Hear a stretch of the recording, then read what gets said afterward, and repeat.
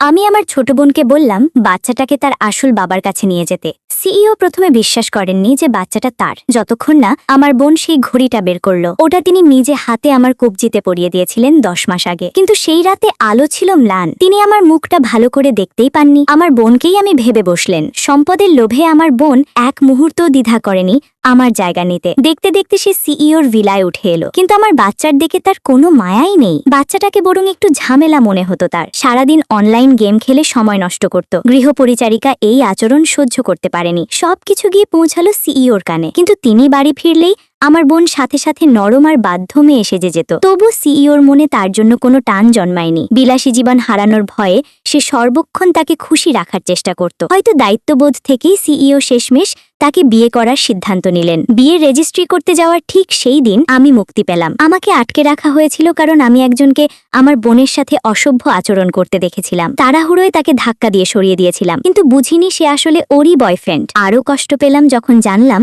পুরোটাই ছিল আমার বোনের পরিকল্পনা, কারণ আমার নজরদারি তার গায়ে লাগছিল। যখন প্রমাণ হাতে পেলাম বুঝলাম এতগুলো বছর কতটা বোকা ছিলাম। রাগে তার মুখোমুখি হতে গেলাম। আমাকে দেখেই সে আতকে উঠল। পাশে দাঁড়ানো সিলিও জিজ্ঞেস করলেন আমি কে। সত্যি বেরিয়ে যাওয়ার ভয়ে সে বলল আমি নাকি তার নতুন নিয়োগ দেওয়া আয়া। আমাকে একপাশে টেনে নিয়ে কান্নাকাটি করে বলল সাথে থাকতে। নরম মন আমার আবারও বিশ্বাস করলাম। যতক্ষণ না সিইও বিয়ের আগে হেলথ চেকআপের প্রস্তাব দিলেন, আমার বোন সম্পূর্ণ ভেঙে পড়ল, কারণ সে কখনো সন্তান জন্ম দেয়নি। সবাই যখন রিপোর্টের অপেক্ষায়, গৃহপরিচারিকা হঠাৎ দেখল বাচ্চাটা অস্বাভাবিক গভীর ঘুমে তলিয়ে আছে। পাশে পড়ে আছে কয়েকটা ঘুমের ক্যান্ডি। সব সন্দেহের আঙুল উঠল আমার দিকে। আর ঠিক সেই মুহূর্তে এলো মেডিকেল রিপোর্ট। মিথ্যার এই জাল এবার ছিঁড়ে পড়তে চলেছে। বন্ধুরা, আসল সত্যিটা কি এবার বেরিয়ে আসবে, নাকি বোন আরেকটা ভাত বাঁধবে? আর এমন আরো কিছু দেখতে আমাকে সাবস্ক্রাইব করে দাও।